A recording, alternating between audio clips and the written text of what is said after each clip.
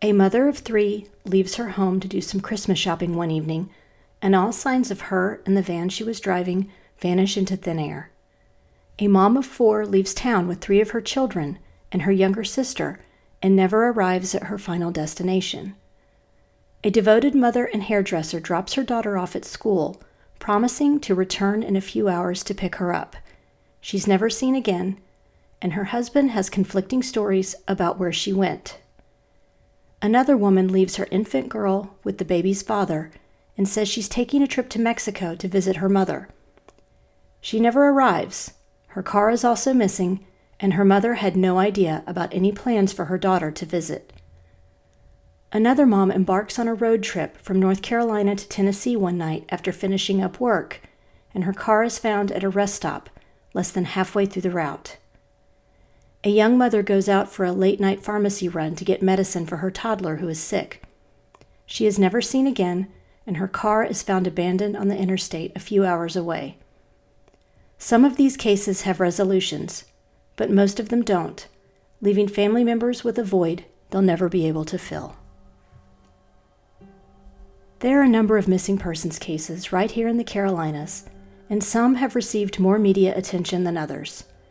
These are the stories that tug at our heartstrings, make us pray it never happens to anyone in our families, and wonder if there is still any way to find closure for these missing persons and their loved ones. I'm Renee Roberson. Please join me for Missing in the Carolinas.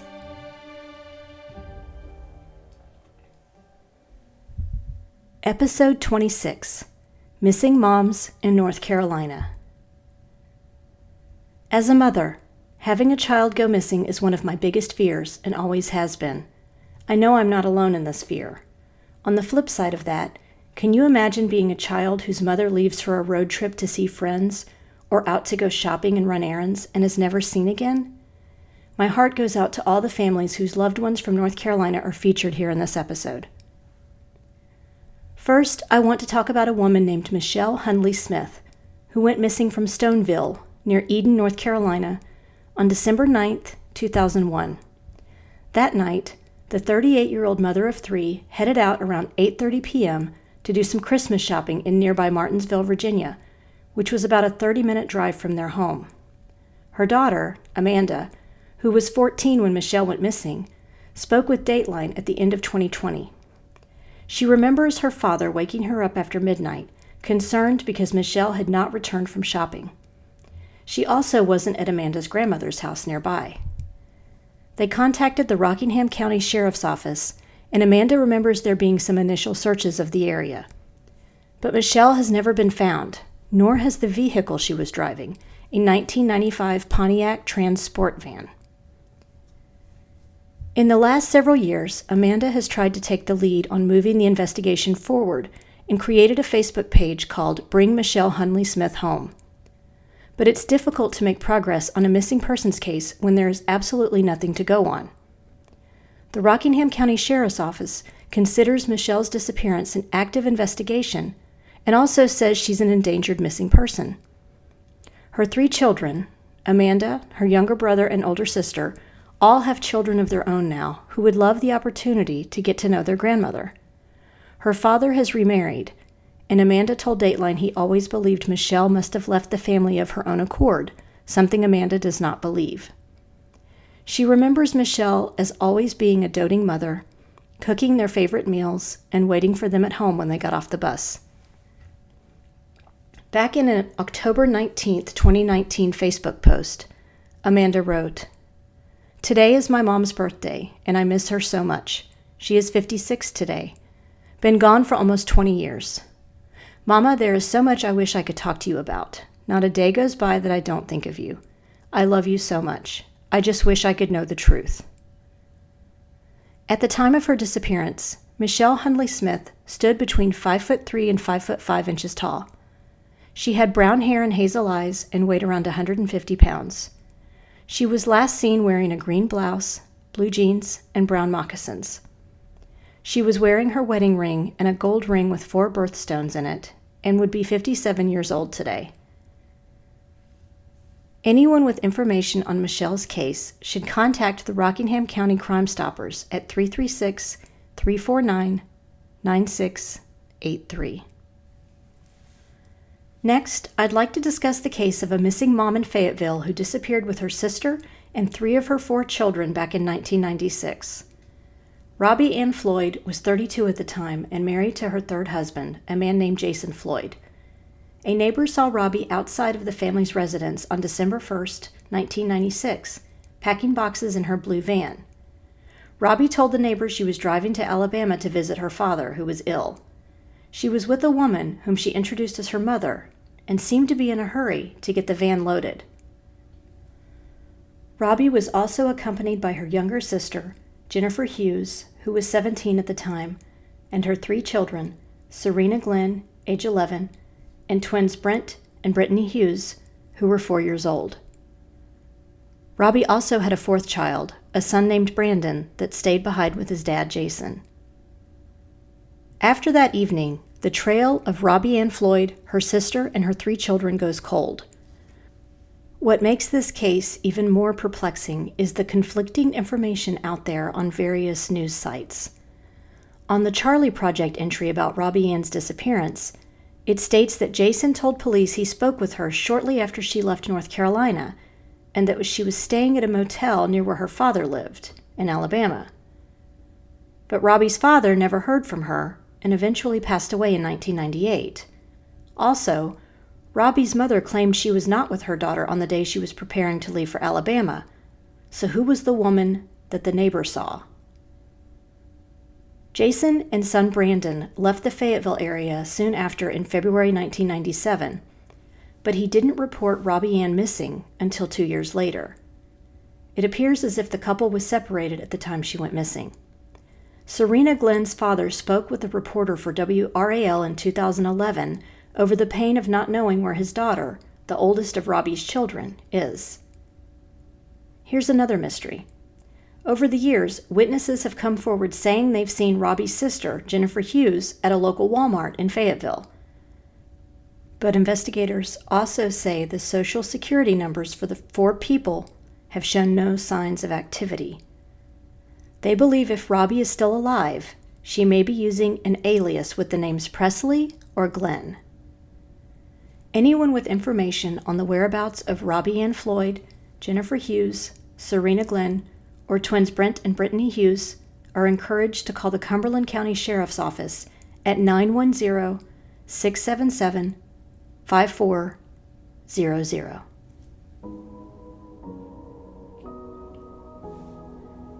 The next missing mom is the oldest case in this episode. 52-year-old Helen Dalton went missing on April 3, 1963, from Greensboro after dropping her daughter off at high school. She said she would be back in a few hours to take her daughter to a dentist appointment. But Helen didn't return to the school. Instead, her son arrived and said their father had asked him to take the daughter to the dentist appointment instead. Their father told the children Helen had decided to go to a church conference in Winston-Salem with a female friend. They never saw their mother again. At the time she went missing, Helen, who ran a beauty salon out of their home and had been married to her husband Donald for 19 years, lived with their 2 teens. Helen's sister, who lived in Michigan, became suspicious when she received 2 letters from Helen in April and May of 1963. The letters were typewritten, and normally Helen corresponded in longhand. Her sister could never seem to reach Helen by phone. Donald always had an excuse that she wasn't there. He ran an air conditioning and heating installation business out of a shop behind their home. Helen's sister reported her missing in August of that year. When police interrogated Donald, he told them conflicting stories. The name of the friend and church conference Helen had supposedly left to attend the day she went missing were fake. He also tried to tell them she had left town with another woman to start a relationship and refused to take a polygraph examination. Police were confused as to why Helen's personal belongings, such as a dental plate and the eyeglasses she normally wore, along with her suitcase, were left behind.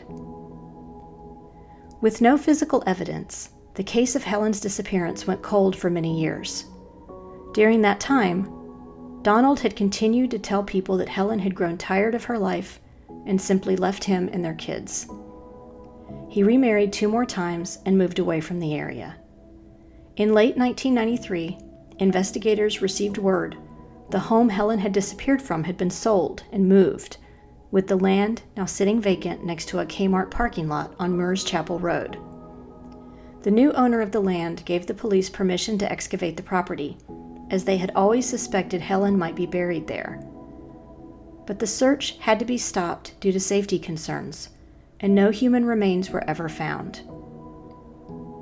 At the time she went missing, Helen Dalton was a white female who stood 5 feet 7 inches tall and weighed around 150 pounds.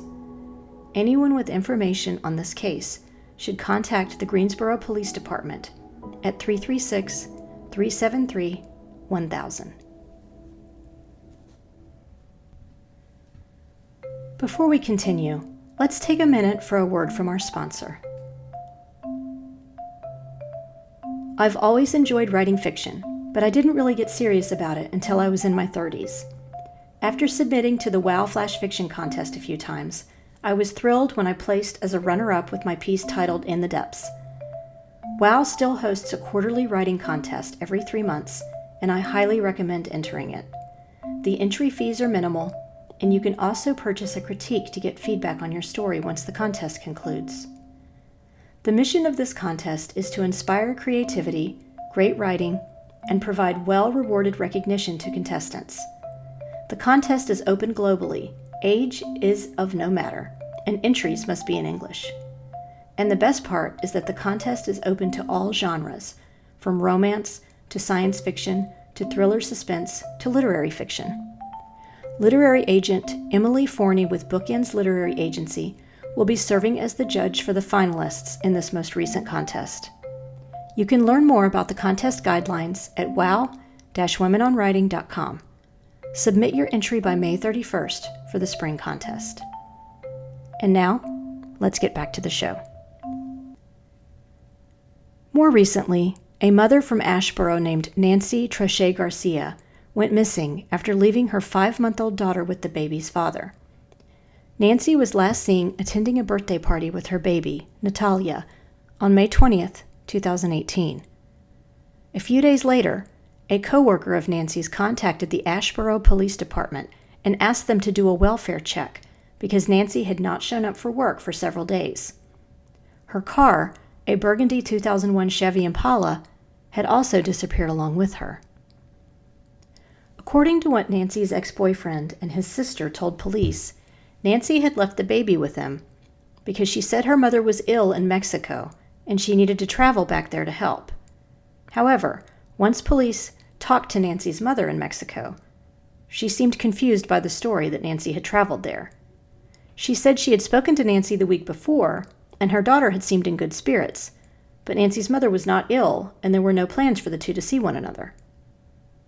According to an article I found on NBC News Dateline, Olin Doss, a retired deputy sheriff and member of a Hispanic outreach committee based in Columbus, Georgia, traveled to Asheboro to help Nancy's family, as well as reach out to the Hispanic population in the area. He told Dateline that many in the Hispanic community are afraid to report crimes and missing people because they may be undocumented. So their stories are left untold. Crimes are not reported. We're here to help. In December of 2019, members of an organization called United in Prayer held a candlelight vigil for Nancy Garcia. Their hope was to raise awareness of the roadblocks in Nancy's case and to appeal to members of the Hispanic community who may know something about her disappearance. Nancy grew up in Mexico, one of 5 children with a solid work ethic and an ambition to build a good life for herself. She moved to the United States in 2011 with the man to whom she was engaged. Her mother, Maria, told Dateline that their marriage was not a good one, but Nancy was able to branch out on her own and become a U.S. citizen. She eventually met the man who became Natalia's father, but I haven't been able to find a record of his name or his sister's name. In January of 2020, investigators revealed a piece of information they had uncovered after accessing Nancy's Google account. She had traveled to the town of Madison in order to visit a car dealership, but investigators were unable to glean any other information from that visit. United in Prayer member Alma Enciso said, "We need people in the community to speak up and share any information that they have. We need a full investigation by authorities so we can finally know what happened to Nancy." Anyone with information is asked to call 336-626-1316 or to contact Crime Stoppers at 336-672-7463. I'd like to offer a word of caution concerning the remaining cases in this podcast episode.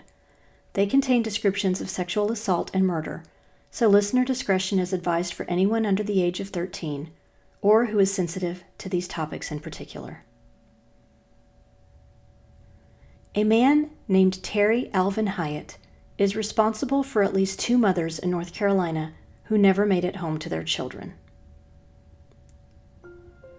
Harriet Delaney Simmons was a 40-year-old mother of 7 when she went missing on April 15, 1979. She left her job on Capitol Boulevard in Raleigh with plans to drive straight through the night to visit with friends in Nashville, Tennessee. She never arrived at her destination. Her kids knew something had to be wrong because she would have called home if she had run into any problems during the drive. About a week later, investigators found Harriet's abandoned car at a rest stop along I-40 in Iredell County, which would have been about 4 hours from her home in Raleigh. Her suitcase was still in the car, along with a thermos of food that belonged to her. A year later, skeletal remains with the markings of stab wounds were found in the Pisgah National Forest outside of Asheville. They were eventually identified as belonging to Harriet Simmons. In August of 1979, 21-year-old Betty Sue McConnell left her job at a restaurant on Tunnel Road in Asheville and told her mother she planned to meet friends at a local bowling alley. Instead, several hours later, a couple that lived close to the French Broad River heard screams and saw a soaking wet Betty Sue stumble towards them. She managed to tell them she'd been stabbed and thrown into the river. She later died from her injuries, leaving behind a 2-year-old daughter. Investigators had no leads on who could have murdered these 2 women, nor did they pinpoint that there could have been a connection between them. It wasn't until a man named Jerry Harmon told investigators in Asheville in 1999 that he'd been with a friend named Terry Hyatt the night Betty Sue McConnell was killed. He said that he couldn't keep the secret bottled up inside any longer. During the murder trial of the 2 women, more details came to light. According to an article I found in the Asheville Citizen-Times, a friend of Hyatt's named Lester Dean Helms told police he was with Hyatt when they abducted a woman from a rest area off I-40, sexually assaulted her, and then robbed her. He claimed he did not know if Hyatt had murdered Harriet. He had only seen her walk into a wooded area, and Hyatt returned with blood on his shirt. The article didn't mention the location of where this final sighting of Harriet was. A jury convicted Hyatt of the kidnapping, rape, and murder of Harriet Simmons and Betty Sue McConnell in January of 2000, and he is now on death row. But the story of the pain that Terry Hyatt brought to North Carolina families did not end there, as there are more layers to the story. The Charlotte-Mecklenburg Police Department established their first cold case squad in 2003.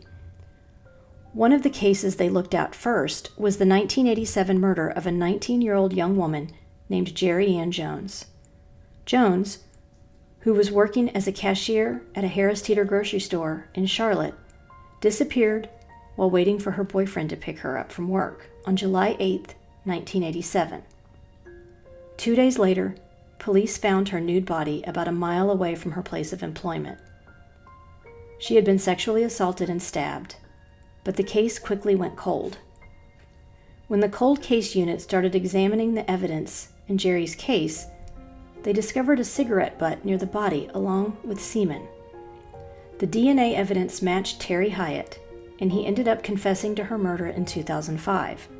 He pled guilty and received a life sentence in exchange for his confession. There is another woman, Carolyn Brigman, who also had a run-in with Hyatt. but survived the ordeal. Prosecutors called her to testify in Hyatt's murder trial for Harriet Simmons and Betty Sue McConnell. Carolyn Brigman was a 40-year-old mother of 5 who worked the late shift at a donut shop on Patton Avenue in Asheville. One night in October of 1979, she finished her shift at 2 a.m., only to find her car wouldn't start. Because she lived in an apartment complex not too far away, she decided to make the walk home. Hyatt appeared at that moment and forced her to get in his truck, threatening her with a knife. As he drove her past a nearby river, she tried to distract him by commenting how pretty it was.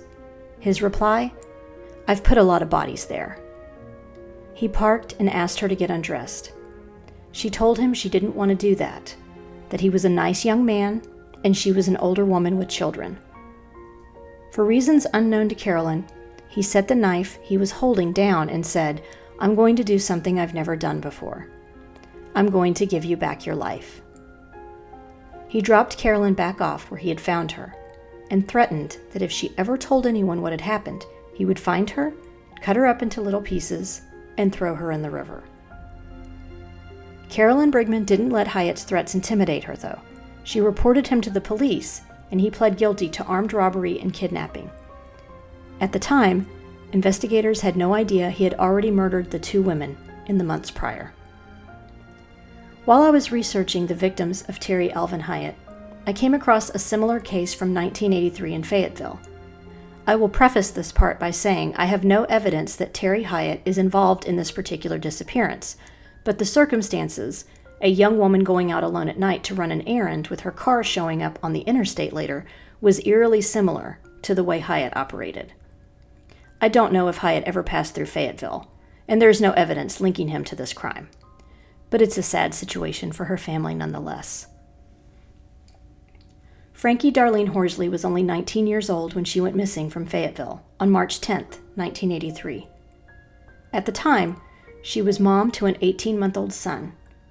Frankie's mother had died in a car accident when she was a child, and an aunt and uncle ended up raising her. At the time of her disappearance, she was separated from her son Roger's father. On the night she went missing, Frankie was headed to a nearby pharmacy to pick up medicine for Roger, who was ill and running a fever. She never returned, and her family members reported her missing 4 days later. They were confused because Frankie had only meant to be gone for a short amount of time, and there was no indication she had just decided to leave town of her own will without Roger. The mystery deepened when her car was found about a week later, located on Interstate 20 West, headed in the direction of Georgia. Some of Frankie's clothes were located inside the locked vehicle, but the keys were nowhere to be found. I've seen this case mentioned on Facebook and in an article on Dateline that I'll link on the Missing in the Carolinas website. Frankie's son, who is now a grown adult, believes the family knows who is responsible for her disappearance, but because of the time period, the car was not thoroughly examined before being returned to the family. Frankie has never been found. Frankie Darlene Horsley would be 56 years old today. She is 5'3" with blue eyes and brown hair. If you have any information regarding this case, please contact the Cumberland County Sheriff's Office at 910-323-1500. This brings us to the conclusion of this episode of Missing in the Carolinas. If you enjoyed this episode, please do me a favor and give it a 5-star rating wherever you listen to your podcasts. We're also now on Instagram, Facebook, and YouTube, so please like our pages and get started on a discussion of the missing people profiled on the show. Do you know of a missing persons case in North or South Carolina that you think should be covered? Email me at missinginthecarolinas@gmail.com with any details you can share. And don't forget to check out our sponsor, WOW Women on Writing, and the great programs and writing contests they have to support writers at wow-womenonwriting.com. Cover art for this podcast was designed by Mackintosh Multimedia. All episodes are researched and written by me, Renee Roberson, with sound editing provided by Mia Roberson. Thanks so much for listening.